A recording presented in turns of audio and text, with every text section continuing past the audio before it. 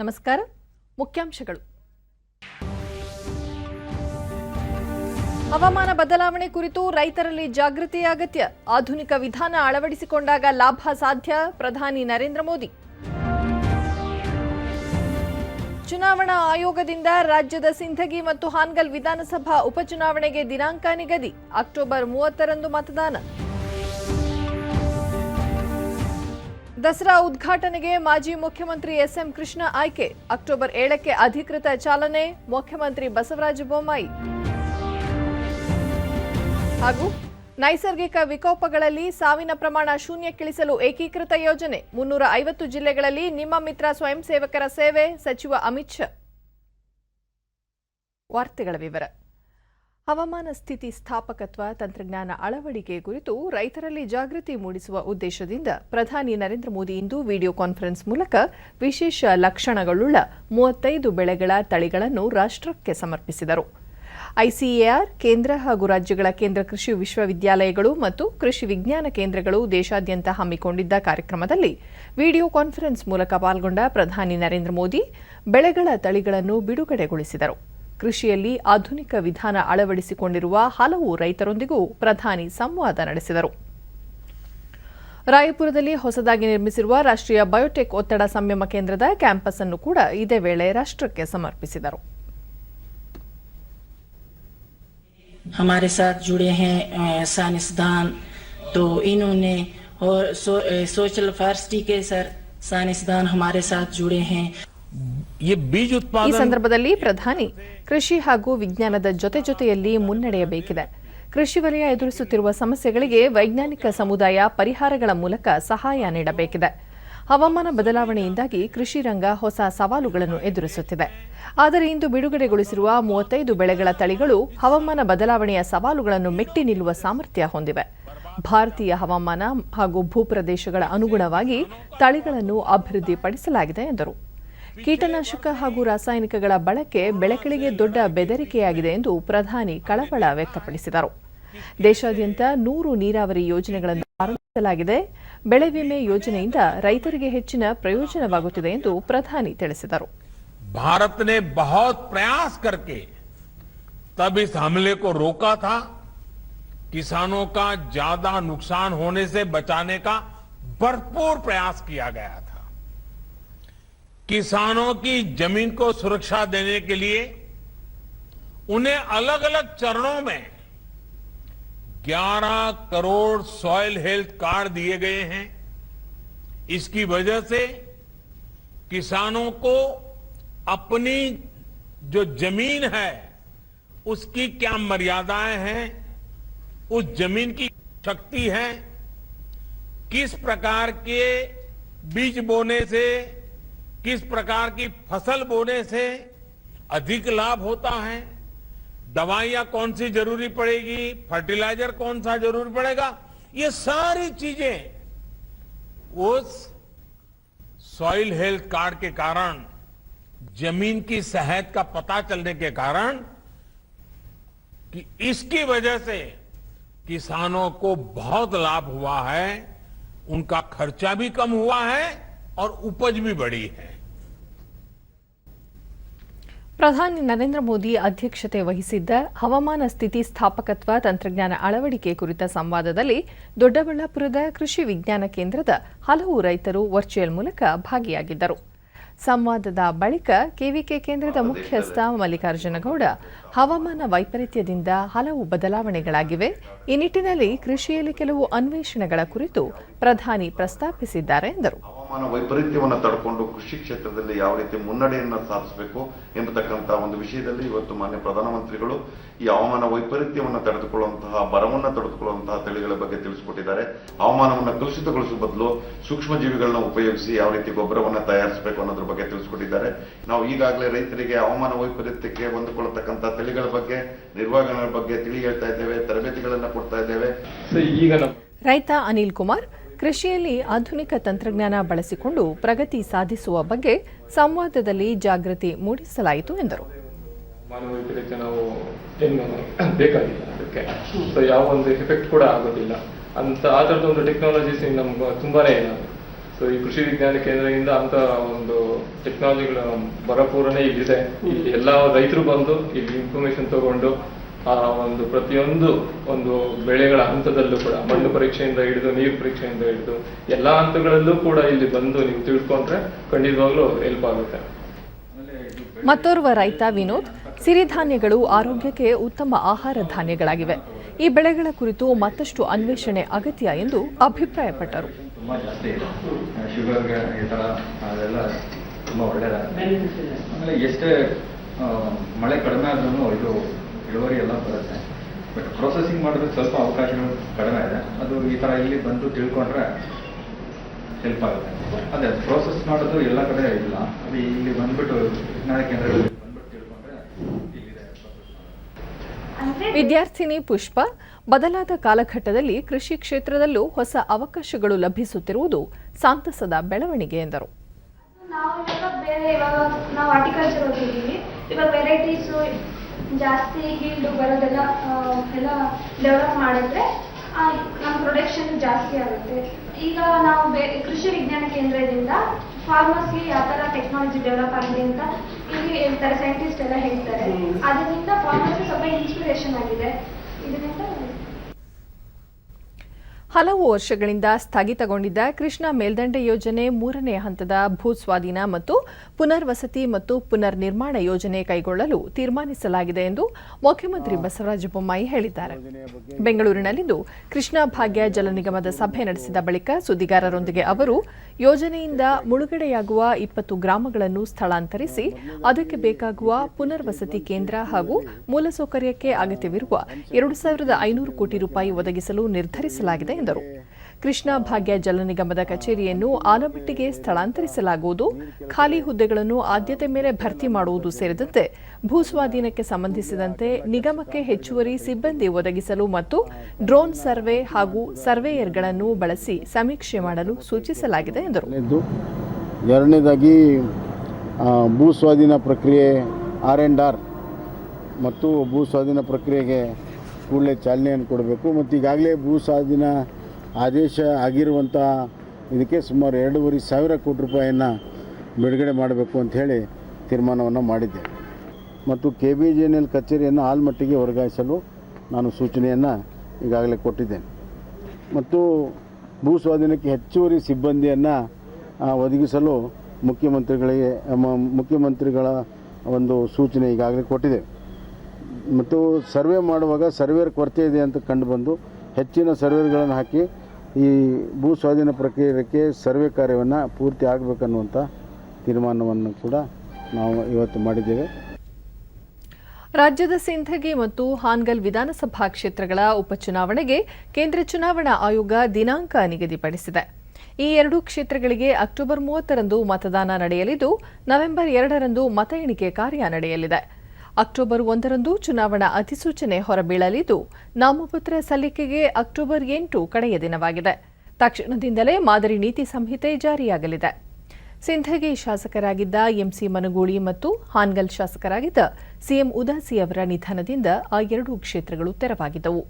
ಈ ಮಧ್ಯೆ 14 ರಾಜ್ಯಗಳ 30 ವಿಧಾನಸಭಾ ಕ್ಷೇತ್ರಗಳು ಮತ್ತು 3 ಲೋಕಸಭಾ ಕ್ಷೇತ್ರಗಳ ಉಪಚುನಾವಣೆಗಳಿಗೂ ಚುನಾವಣಾ ಆಯೋಗ ದಿನಾಂಕ ನಿಗದಿಪಡಿಸಿದೆ.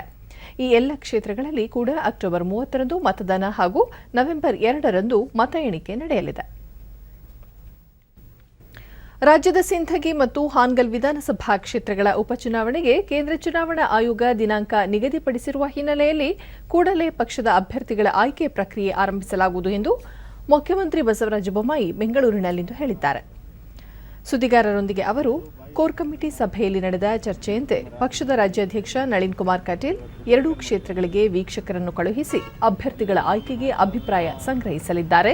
ಆನಂತರ ಅಭ್ಯರ್ಥಿಗಳ ಹೆಸರನ್ನು ಅಂತಿಮಗೊಳಿಸಲಾಗುವುದು ಎಂದು ಹೇಳಿದರು. ಎರಡೂ ಕ್ಷೇತ್ರಗಳಲ್ಲಿ ಪಕ್ಷದ ಅಭ್ಯರ್ಥಿಗಳೇ ಗೆಲುವು ಸಾಧಿಸಲಿದ್ದಾರೆ ಎಂದು ವಿಶ್ವಾಸ ಹಾಗೂ ಕಾರ್ಯಕರ್ತರ ಪಡೆ ಗೆಲುವಿಗಾಗಿ ಶ್ರಮಿಸಲಿದೆ ಎಂದರು. ಈ ಮಧ್ಯೆ ಸುದ್ದಿಗಾರರ ಪ್ರಶ್ನೆಯೊಂದಕ್ಕೆ ಉತ್ತರಿಸಿದ ಅವರು, ಯಾದಗಿರಿ ಜಿಲ್ಲೆಯ ಹಲವೆಡೆ ಬಲವಂತದ ಮತಾಂತರದ ಬಗ್ಗೆ ದೂರುಗಳು ಬಂದಿದ್ದು, ಅದಕ್ಕೆ ಅವಕಾಶ ನೀಡದಂತೆ ಜಿಲ್ಲಾಡಳಿತಕ್ಕೆ ಸೂಚನೆ ನೀಡಲಾಗಿದೆ ಎಂದು ತಿಳಿಸಿದರು. ಕಳೆದ ಬಾರಿ ಮನೆಗಳಿದ್ರು ಅವರು ನಿಂದ ಹೊಂದಿದೆ, ಅದು ಖಾಲಿಯಾಗಿದೆ. ನಾವು ಮೊನ್ನೆ ನಮ್ಮ ಕೋರ್ ಕಮಿಟಿಯಲ್ಲಿ ಈಗಾಗಲೇ ಎರಡೂ ಕ್ಷೇತ್ರಕ್ಕೆ ಯಾರ್ಯಾರು ಅಬ್ಸರ್ವ್ ಆಗಬೇಕು ಅನ್ನುವಂಥದ್ದು ಚರ್ಚೆ ಮಾಡಿದ್ದೇವೆ. ನಮ್ಮ ಪಕ್ಷದ ರಾಜ್ಯ ಘಟಕದ ನಳಿನ್ ಕುಮಾರ್ ಕಟೀಲ್ ಅವರು ಈಗಾಗಲೇ ಅದರ ಬಗ್ಗೆ ಕಾರ್ಯೋನ್ಮುಖ ಆಗಿದ್ದಾರೆ. ಅವರ ನೇತೃತ್ವದಲ್ಲಿ ಅಬ್ಸರ್ವನ್ನ ಕಳಿಸಿ ಅಲ್ಲಿಯ ಎಲ್ಲ ಸ್ಥಿತಿಗಳ ಬಗ್ಗೆ ಒಂದು ಅವಲೋಕನವನ್ನು ಮಾಡಿ ಕ್ಯಾಂಡಿಡೇಟ್ ಆಯ್ಕೆ ಪ್ರಕ್ರಿಯೆಯನ್ನು ನಾವು ಕೂಡಲೇ ಪ್ರಾರಂಭ ಮಾಡ್ತೀವಿ. ಹಂಗಲ್ಲಲ್ಲೂ ಕೂಡ ಅಬ್ಸರ್ವ್ ಕಳಿಸಿ ಪ್ರಕ್ರಿಯೆಯನ್ನು ಕೂಡ ಪ್ರಾರಂಭ ಮಾಡ್ತೀವಿ.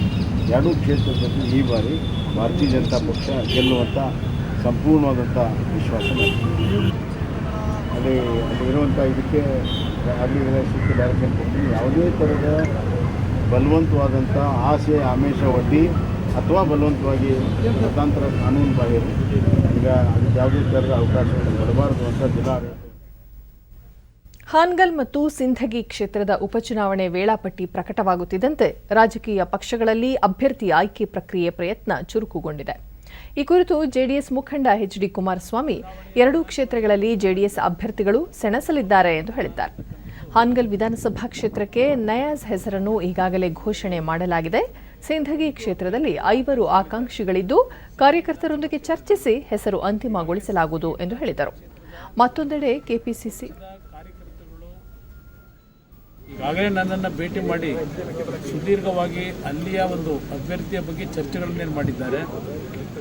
ಎರಡೂ ಕ್ಷೇತ್ರದಲ್ಲಿ ಅಭ್ಯರ್ಥಿಗಳನ್ನು ಚುನಾವಣೆಗೆ ನಿಲ್ಲಿಸ್ತಕ್ಕಂಥದ್ದಕ್ಕೆ ಈಗಾಗಲೇ ನಾವು ಸಿದ್ಧತೆಯನ್ನು ಮಾಡಿದ್ದೇವೆ. ಮತ್ತೊಂದೆಡೆ ಕೆಪಿಸಿಸಿ ಅಧ್ಯಕ್ಷ ಡಿಕೆ ಶಿವಕುಮಾರ್ ಸಿಂಧಗಿ ಕ್ಷೇತ್ರಕ್ಕೆ ಈಗಾಗಲೇ ಅಶೋಕ್ ಮನಗೂಳಿ ಅವರನ್ನು ಅಭ್ಯರ್ಥಿ ಎಂದು ಎಐಸಿಸಿ ಘೋಷಿಸಿದೆ. ಹಾನಗಲ್ ಕ್ಷೇತ್ರಕ್ಕೆ ಸಂಬಂಧಿಸಿದಂತೆ ಬೆಂಗಳೂರಿನಲ್ಲಿ ಸಭೆ ನಡೆಸಿದ ಬಳಿಕ ಆಕಾಂಕ್ಷಿಗಳ ಪಟ್ಟಿಯನ್ನು ವರಿಷ್ಠರಿಗೆ ಕಳುಹಿಸಲಾಗುವುದು ಎಂದರು. ಪಾರ್ಟಿ ಸಂಘಟನೆ ಮಾಡೋ ಜವಾಬ್ದಾರಿ ಎಲ್ಲರದ್ದು ಇರ್ತದೆ. ಬಟ್ ಕ್ಯಾಂಡಿಡೇಟ್ ಅನೌನ್ಸ್ ಮಾಡೋದು ಹೈಕಮಾಂಡ್. ಸೊ ನಾನೆಲ್ಲರದ್ದು ಚರ್ಚೆ ಮಾಡಿದ್ದೀನಿ, ಪ್ರಪೋಸಲ್ ಕೊಡ್ತಾ ಇದ್ದೀನಿ. ಈ ಬಾರಿಯ ಮೈಸೂರು ದಸರಾ ಉದ್ಘಾಟಕರಾಗಿ ಮಾಜಿ ಮುಖ್ಯಮಂತ್ರಿ ಎಸ್ಎಂ ಕೃಷ್ಣ ಅವರನ್ನು ಆಯ್ಕೆ ಮಾಡಲಾಗಿದೆ ಎಂದು ಮುಖ್ಯಮಂತ್ರಿ ಬಸವರಾಜ ಬೊಮ್ಮಾಯಿ ಹೇಳಿದ್ದಾರೆ. ಸುದ್ದಿಗೋಷ್ಠಿಯಲ್ಲಿ ಅವರು ಎಸ್ಎಂ ಕೃಷ್ಣ ಅವರು ರಾಜಕೀಯ ಮುತ್ಸದ್ದಿ, ಹಲವಾರು ಹುದ್ದೆಗಳನ್ನು ನಿರ್ವಹಿಸಿದ್ದ ಅವರು ಮೈಸೂರು ಭಾಗದ ಅಭಿವೃದ್ಧಿಗೆ ನೀಡಿರುವ ಯೋಗದಾನ ದೊಡ್ಡದಿದೆ. ಇದನ್ನು ಪರಿಗಣಿಸಿ ಅವರನ್ನು ದಸರಾ ಉದ್ಘಾಟನೆ ಆಯ್ಕೆ ಮಾಡಲಾಗಿದೆ ಎಂದು ತಿಳಿಸಿದರು. ಅಕ್ಟೋಬರ್ 7ರಂದು ಮೈಸೂರಿನ ಚಾಮುಂಡಿ ಬೆಟ್ಟದಲ್ಲಿ ದಸರಾ ಉದ್ಘಾಟನೆ ಅಧಿಕೃತವಾಗಿ ನಡೆಯಲಿದೆ. ಅಕ್ಟೋಬರ್ 15ರ ಸಂಜೆ 5 ಗಂಟೆಗೆ ಅರಮನೆ ಆವರಣದಲ್ಲಿ ಸರಳ ಹಾಗೂ ಸಾಂಪ್ರದಾಯಿಕವಾಗಿ ಜಂಬೂ ಸವಾರಿಯೊಂದಿಗೆ ದಸರಾ ಮಹೋತ್ಸವಕ್ಕೆ ತೆರೆ ಬೀಳಲಿದೆ. ಅವರನ್ನು ಇನ್ವೈಟ್ ಮಾಡ್ತಾ ಇದ್ದೇವೆ. ನಾವು ಕೇವಲ ಅವರು ಮುಖ್ಯಮಂತ್ರಿಗಳಾಗಿದ್ದಾರಂತಲ್ಲ, ಅವರೊಬ್ಬ ಮುತ್ಸದ್ದಿಗಳು ಮತ್ತು ಹಲವಾರು ಹುದ್ದೆಯಲ್ಲಿದ್ದಾಗ ಈ ಭಾಗದಲ್ಲಿ ಹಲವಾರು ಅಭಿವೃದ್ಧಿ ಕೆಲಸವನ್ನು ಮಾಡಿದಂಥವ್ರು. ಅವರ ಯೋಗದಾನ ಭಾಳ ದೊಡ್ಡದಿದೆ. ಹೀಗಾಗಿ ಅವರನ್ನು ನಾವು ಇವತ್ತು ಉದ್ಘಾಟಕರಾಗಿ ಆಮಂತ್ರಣ ಮಾಡುವಂಥ ತೀರ್ಮಾನವನ್ನು ಸರ್ಕಾರ ಮಾಡಿದೆ. ಗೃಹ ಸಚಿವ ಆರಗ ಜ್ಞಾನೇಂದ್ರ ಅವರಿಂದು ಮೈಸೂರಿನ ಪೊಲೀಸ್ ತರಬೇತಿ ಶಾಲೆಯಲ್ಲಿ 6ನೇ ಮಹಿಳಾ ಪೊಲೀಸ್ ಕಾನ್ಸ್ಟೇಬಲ್ಗಳ ನಿರ್ಗಮನ ಪಥಸಂಚಲನದಲ್ಲಿ ಪಾಲ್ಗೊಂಡು ಪ್ರಶಿಕ್ಷಣಾರ್ಥಿಗಳಿಂದ ಗೌರವ ವಂದನೆ ಸ್ವೀಕರಿಸಿದರು. ಎರಡನೇ ತಂಡದ ನಾಯಕಿ ಶ್ರೀಮತಿ ಮೇಘನಾ ಎಂಪಿ.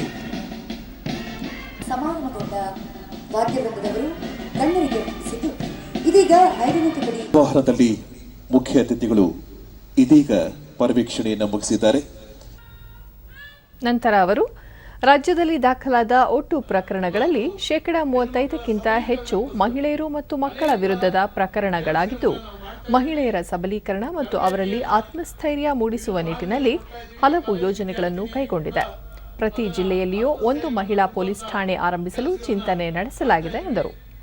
ರಾಜ್ಯ ಮೀಸಲು ಪೊಲೀಸ್ ಸಹಯೋಗದೊಂದಿಗೆ ಸ್ವಯಂ ರಕ್ಷಣಾ ಕೌಶಲ್ಯ ತರಬೇತಿಯನ್ನು ರಾಜ್ಯಾದ್ಯಂತ ನೀಡಲಾಗುತ್ತಿದ್ದು, 730ಕ್ಕೂ ಹೆಚ್ಚು ಕಾಲೇಜು ವಿದ್ಯಾರ್ಥಿಗಳು ಈ ತರಬೇತಿ ಪಡೆಯುತ್ತಿದ್ದಾರೆ. ಮುಂದಿನ ದಿನಗಳಲ್ಲಿ ಮತ್ತಷ್ಟು ವಿದ್ಯಾರ್ಥಿನಿಯರಿಗೆ ತರಬೇತಿ ನೀಡಲಾಗುವುದು ಎಂದು ತಿಳಿಸಿದರು. ಇದಕ್ಕೂ ಮುನ್ನ ಸುದ್ದಿಗಾರರೊಂದಿಗೆ ಮಾತನಾಡಿದ ಅವರು, ಗಂಭೀರ ಅಪರಾಧಗಳ ಪತ್ತೆಗಾಗಿ 250 ಸಿಬ್ಬಂದಿಯ ತಾಂತ್ರಿಕ ತಂಡವನ್ನು ರಾಜ್ಯದಲ್ಲಿ ರಚಿಸಲಾಗುತ್ತಿದೆ. ಮಂಗಳೂರಿನಲ್ಲಿ ನಡೆದ ನೈತಿಕ ಪೊಲೀಸ್ಗಿರಿ ಪ್ರಕರಣ ಗಮನಕ್ಕೆ ಬಂದಿದ್ದು, ಅಂತಹ ಪ್ರಕರಣ ನಡೆಯದಂತೆ ಕ್ರಮ ಕೈಗೊಳ್ಳಲಾಗುತ್ತಿದೆ ಎಂದರು. ಅದು ಒಂದು IG ಆಫೀಸಿಗೆ ಬರಬೇಕು, ಒಂದು SP ಆಫೀಸ್ನಲ್ಲಿ ಅದಿರಬೇಕು.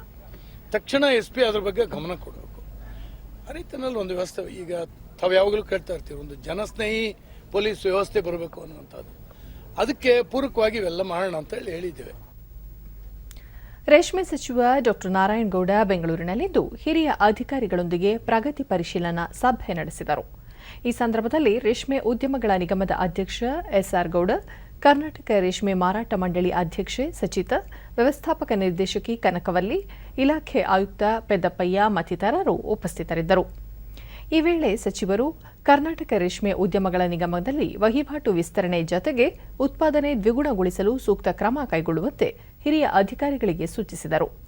ರೇಷ್ಮೆ ಮಾರುಕಟ್ಟೆ ನಿರ್ವಹಣೆಗೆ ಒಬ್ಬ ಅಧಿಕಾರಿಯನ್ನು ನೇಮಿಸಿ ಅವರಿಗೆ ಜವಾಬ್ದಾರಿ ವಹಿಸಬೇಕು. ಹೊಸ ರೀತಿಯ ವಿನ್ಯಾಸಕ್ಕೂ ಆದ್ಯತೆ ನೀಡಲು ಪ್ರತ್ಯೇಕ ವಿನ್ಯಾಸಕಾರರನ್ನು ನೇಮಿಸಬೇಕು ಎಂದು ಹೇಳಿದರು. ಬೆಂಗಳೂರು ಹಾಗೂ ದೆಹಲಿ ವಿಮಾನ ನಿಲ್ದಾಣದಲ್ಲಿ ರೇಷ್ಮೆ ಉತ್ಪನ್ನಗಳ ಮಾರಾಟ ಮಳಿಗೆಗಳನ್ನು ತೆರೆದು ರಾಜ್ಯದ ರೇಷ್ಮೆ ಉತ್ಪನ್ನಗಳ ಮಾರಾಟಕ್ಕೆ ವ್ಯವಸ್ಥೆ ಮಾಡಬೇಕು ಎಂದು ಸೂಚಿಸಿದ ಸಚಿವರು, ಮುಂಬೈನಲ್ಲಿ ಅತಿ ಹೆಚ್ಚು ಕನ್ನಡಿಗರು ಇರುವ ದಾದರ್ ಹಾಗೂ ಮಾಟುಂಗಾ ಪ್ರದೇಶದಲ್ಲಿ ಮಳಿಗೆ ಆರಂಭಿಸುವ ಬಗ್ಗೆ ಪರಿಶೀಲಿಸುವಂತೆ ನಿರ್ದೇಶನ ನೀಡಿದರು.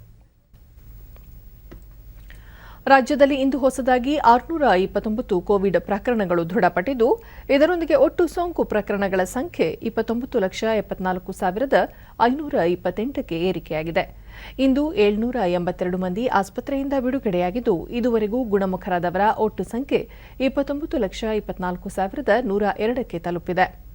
ಇಂದು 17 ಮಂದಿ ಸಾವನ್ನಪ್ಪಿದ್ದು, ಮೃತಪಟ್ಟವರ ಸಂಖ್ಯೆ 37,763ಕ್ಕೆ ಏರಿಕೆಯಾಗಿದೆ.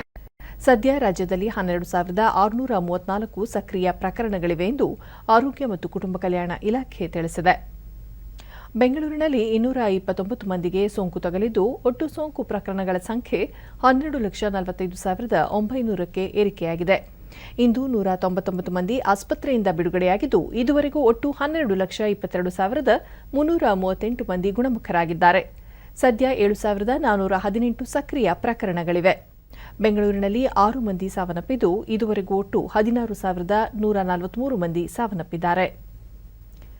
ಬೀದರ್, ಗದಗ, ಕಲಬುರಗಿ, ಕೊಪ್ಪಳ, ರಾಯಚೂರು, ವಿಜಯಪುರ, ಯಾದಗಿರಿ ಜಿಲ್ಲೆಯಲ್ಲಿ ಯಾವುದೇ ಸೋಂಕು ಪ್ರಕರಣ ವರದಿಯಾಗಿಲ್ಲ. ಉಳಿದಂತೆ ರಾಜ್ಯದ ವಿವಿಧ ಜಿಲ್ಲೆಗಳಲ್ಲಿ ದಾಖಲಾಗಿರುವ ಸೋಂಕು ಪ್ರಕರಣಗಳ ಸಂಖ್ಯೆ ಈ ರೀತಿ ಇದೆ.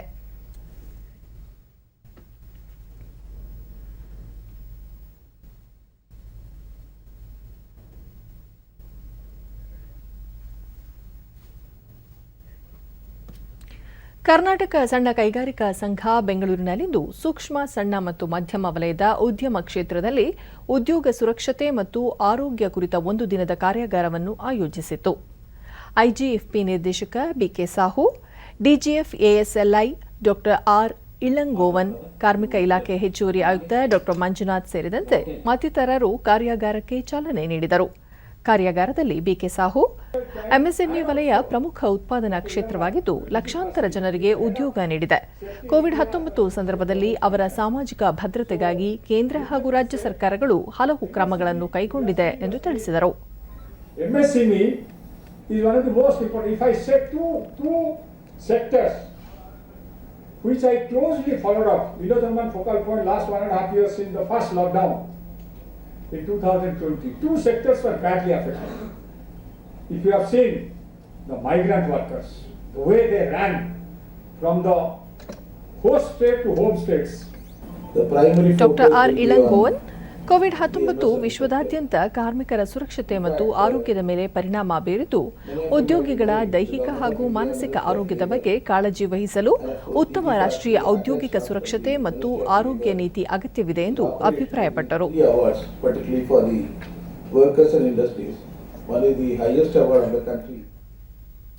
ಪ್ರವಾಹ ಮತ್ತಿತರ ನೈಸರ್ಗಿಕ ವಿಕೋಪಗಳಲ್ಲಿ ಸಾವಿನ ಪ್ರಮಾಣವನ್ನು ಶೂನ್ಯಕ್ಕಿಳಿಸಲು ಸರ್ಕಾರ ಏಕೀಕೃತ ಕಾರ್ಯಯೋಜನೆಗಳನ್ನು ರೂಪಿಸಲಾಗುತ್ತಿದೆ ಎಂದು ಕೇಂದ್ರ ಗೃಹ ಸಚಿವ ಅಮಿತ್ ಶಾ ರಾಷ್ಟ್ರೀಯ ವಿಪತ್ತು ನಿರ್ವಹಣಾ ಪ್ರಾಧಿಕಾರದ 17ನೇ ಸಂಸ್ಥಾಪನಾ ದಿನವನ್ನು ಉದ್ಘಾಟಿಸಿ ಮಾತನಾಡಿದ ಅವರು, ವಿಪತ್ತು ನಿರ್ವಹಣಾ ಪ್ರಾಧಿಕಾರದಡಿ ನಿಮ್ಮ ಮಿತ್ರ ಸ್ವಯಂ ಸೇವಕರ ಸೇವೆಯನ್ನು ದೇಶದ 350 ಜಿಲ್ಲೆಗಳಿಗೆ ವಿಸ್ತರಿಸಲಾಗುತ್ತಿದೆ ಎಂದು ಪ್ರಕಟಿಸಿದರು.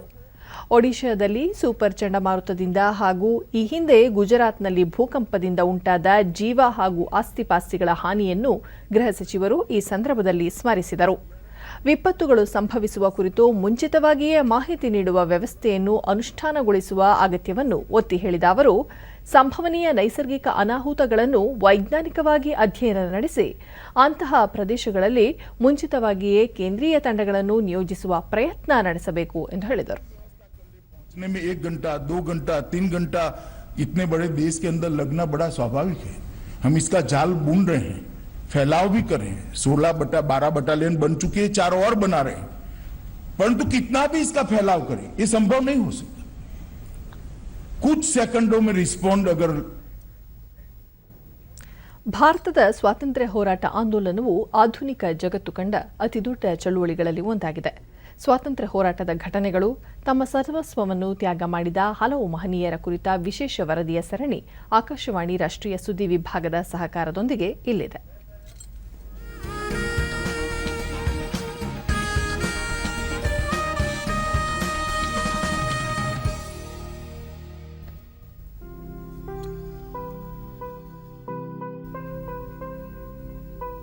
ಸೆಪ್ಟೆಂಬರ್ 27 ಹುತಾತ್ಮ ಭಗತ್ ಸಿಂಗ್ ಅವರ ಜನ್ಮದಿನ. 1907ರಲ್ಲಿ ಪಂಜಾಬ್ನ ಸಿಖ್ ಕುಟುಂಬದಲ್ಲಿ ಭಗತ್ ಸಿಂಗ್ ಜನಿಸಿದ ವೇಳೆ ಮಹಾತ್ಮ ಗಾಂಧಿಯವರ ಅನುಯಾಯಿಯಾಗಿದ್ದ ಅವರ ತಂದೆ ಕಿಶನ್ ಸಿಂಹ ಬ್ರಿಟಿಷ್ ಆಡಳಿತಗಾರರ ವಿರುದ್ಧ ಹೋರಾಡಿ ಜೈಲಿನಲ್ಲಿದ್ದರು. ಲಾಹೋರ್ನ ನ್ಯಾಷನಲ್ ಕಾಲೇಜಿನಲ್ಲಿ ಕಲಿಯುತ್ತಿರುವ ಸಮಯದಲ್ಲಿ ಭಗತ್ ಸಿಂಗ್ ಯುರೋಪಿಯನ್ ಕ್ರಾಂತಿಕಾರಿ ಚಳವಳಿಯನ್ನು ಅಧ್ಯಯನ ಮಾಡಿದರು. ಪೋಷಕರು ಆತನನ್ನು ಮದುವೆಯಾಗುವಂತೆ ಒತ್ತಾಯಿಸಿದಾಗ ಅವರು, ನಾನು ಗುಲಾಮ ಭಾರತದಲ್ಲಿ ವಿವಾಹವಾದರೆ ನನ್ನ ವಧು ಸಾವು ಮಾತ್ರ ಎಂದು ಉದ್ಘರಿಸಿದರು. ಬಳಿಕ ಕಾನ್ಪುರದಲ್ಲಿ ಸಮಾಜವಾದಿ ರಿಪಬ್ಲಿಕನ್ ಅಸೋಸಿಯೇಷನ್ಗೆ ಸೇರಿದರು. 1926ರಲ್ಲಿ ಭಗತ್ ಸಿಂಗ್ ನೌಜವಾನ್ ಭಾರತ್ ಸಭಾವನ್ನು ಸ್ಥಾಪಿಸಿದರು. ಮೇ 1927ರಲ್ಲಿ ಕಾಕೋರಿ ಹಗರಣ ಸಂಬಂಧ ಅವರನ್ನು ಬಂಧಿಸಲಾಯಿತು. ಏತನ್ಮಧ್ಯೆ ಅವರು ವಿವಿಧ ಕ್ರಾಂತಿಕಾರಿ ಪತ್ರಿಕೆಗಳಿಗೆ ಲೇಖನಗಳನ್ನು ಬರೆದರು. 1928ರಲ್ಲಿ ಸೈಮನ್ ಆಯೋಗದ ವಿರುದ್ಧ ಪ್ರತಿಭಟನೆ ವೇಳೆ ಪೊಲೀಸರು ಮಾಡಿದ ಲಾಠಿ ಚಾರ್ಜ್ನಲ್ಲಿ ಉಂಟಾದ ಗಂಭೀರ ಗಾಯಗಳಿಂದ ಲಾಲಾ ಲಜಪತ್ ರಾಯ್ ಸಾವನ್ನಪ್ಪಿದರು. ಇದರ ಪ್ರತಿಕಾರಕ್ಕಾಗಿ ಭಗತ್ ಸಿಂಗ್ ಮತ್ತು ಆತನ ಸಹಚರರು ಲಾಹೋರ್ನಲ್ಲಿ ಸೂಪರಿಂಟೆಂಡೆಂಟ್ ಜೆಂಟ್ ಎಸ್ಕಾಟ್ ಹತ್ಯೆಗೆ ಸಂಚು ರೂಪಿಸಿದ್ದಾದರೂ ಆಕಸ್ಮಿಕವಾಗಿ ಜೆಪಿ ಸ್ಯಾಂಡರ್ಸ್ ಅವರನ್ನು ಕೊಂದರು. ಏಪ್ರಿಲ್ 1929ರಲ್ಲಿ ಭಗತ್ ಸಿಂಗ್ ತಮ್ಮ ಸಹಚರರೊಂದಿಗೆ ಸಾರ್ವಜನಿಕ ಸುರಕ್ಷತಾ ಮಸೂದೆಯನ್ನು ವಿರೋಧಿಸಿ ದೆಹಲಿಯ ಕೇಂದ್ರ ವಿಧಾನಸಭೆಯಲ್ಲಿ ಬಾಂಬ್ ಸ್ಫೋಟಿಸಿದರು. ಬಾಂಬುಗಳು ಯಾರನ್ನು ಕೊಲ್ಲಲು ಅಲ್ಲ, ಆದರೆ ದೇಶೀಯ ಕೂಗುಗಳಿಗೆ ಕಿವುಡಾಗಿದ್ದ ಬ್ರಿಟಿಷ್ ಆಡಳಿತವನ್ನು ಬಡಿದೆಬ್ಬಿಸಲು ಎಂದು ಅವರು ಹೇಳಿದರು. ಸ್ಯಾಂಡರ್ಸ್ ಕೊಲೆ ಮತ್ತು ಲಾಹೋರ್ನಲ್ಲಿ ಬಾಂಬ್ ತಯಾರಿಕೆ ಸಂಚು ಪ್ರಕರಣದಲ್ಲಿ ಬಂಧಿತರಾದ ಭಗತ್ ಸಿಂಗ್ ವಿಚಾರಣೆಯ ನಂತರ ತಪ್ಪಿತಸ್ಥರೆಂದು ಘೋಷಿಸಲ್ಪಟ್ಟರು. 1931 ಮಾರ್ಚ್ 23ರಂದು ಲಾಹೋರ್ನಲ್ಲಿ ಸುಖದೇವ್ ರಾಜ್ಗುರು ಜೊತೆ ಅವರನ್ನು ಗಲ್ಲಿಗೇರಿಸಲಾಯಿತು. ಪ್ರತಿ ವರ್ಷ ಮಾರ್ಚ್ 23ರನ್ನು ಈ ಮೂವರು ಧೀರ ಸ್ವಾತಂತ್ರ್ಯ ಹೋರಾಟಗಾರರ ಗೌರವಾರ್ಥ ಹುತಾತ್ಮರ ದಿನವನ್ನಾಗಿ ಆಚರಿಸಲಾಗುತ್ತದೆ. ಸೆಪ್ಟೆಂಬರ್ 28, 1837ರಲ್ಲಿ ಕೊನೆಯ ಮೊಘಲ್ ಚಕ್ರವರ್ತಿ ಬಹದ್ದೂರ್ ಶಾ ಜಾಫರ್ 62ನೇ ವಯಸ್ಸಿನಲ್ಲಿ ಸಿಂಹಾಸನವನ್ನು ಏರಿದರು. ಕವಿ ಮತ್ತು ಕಲಾವಿದರಾಗಿದ್ದ ಬಹದ್ದೂರ್ ಶಾ ಅವರನ್ನು ಸಹಿಷ್ಣು ಮತ್ತು ಶಾಂತಿಪ್ರಿಯ ಆಡಳಿತಗಾರರಲ್ಲಿ ಒಬ್ಬರೆಂದು ಪರಿಗಣಿಸಲಾಗುತ್ತದೆ. ಸಿಪಾಯಿ ದಂಗೆಯ ಸೈನಿಕರು 1857ರಲ್ಲಿ ಮೀರತ್ನಿಂದ ದೆಹಲಿ ತಲುಪಿದಾಗ ಆತನನ್ನು ರಾಜನೆಂದು ಘೋಷಿಸಿದರು. 1857 ಸೆಪ್ಟೆಂಬರ್ 19ರಂದು ಬ್ರಿಟಿಷರು ಕೆಂಪುಕೋಟೆಯನ್ನು ವಶಪಡಿಸಿಕೊಂಡು 2 ದಿನಗಳ ನಂತರ ಬಹದ್ದೂರ್ ಶಾ ಮತ್ತು ಕುಟುಂಬ ಸದಸ್ಯರನ್ನು ಬಂಧಿಸಿದರು. ಬಹದ್ದೂರ್ ಶಾ ಅವರ 2 ಪುತ್ರರು ಮತ್ತು ಮೊಮ್ಮಗನನ್ನು ಬ್ರಿಟಿಷರು ದೆಹಲಿ ಗೇಟ್ ಬಳಿ ಗುಂಡು ಹಾರಿಸಿ ಕೊಂದರು. ಈ ಸ್ಥಳವನ್ನು ಖೂನಿ ದರ್ವಾಜಾ, ಅಂದರೆ ರಕ್ತದ ಬಾಗಿಲು ಎಂದು ಕರೆಯಲಾಗುತ್ತದೆ. 1858 ಜನವರಿ 27ರಂದು ಬಹದ್ದೂರ್ ಶಾ ಜಾಫರ್ ವಿರುದ್ಧ ಕೆಂಪುಕೋಟೆಯ ವಿದ್ರೋಹ ಮತ್ತು ಕೊಲೆ ಆರೋಪದಲ್ಲಿ ಅಪರಾಧಿ ಎಂದು ಘೋಷಿಸಿ ಆತನನ್ನು ರಂಗೂನ್ಗೆ ಬ್ರಿಟಿಷರು ಗಡೀಪಾರು ಮಾಡಿದರು. ಅಲ್ಲಿ 1862 ನವೆಂಬರ್ 7ರಂದು ತಮ್ಮ 83ನೇ ವಯಸ್ಸಿನಲ್ಲಿ ಅವರು ಕೊನೆಯುಸಿರೆಳೆದರು.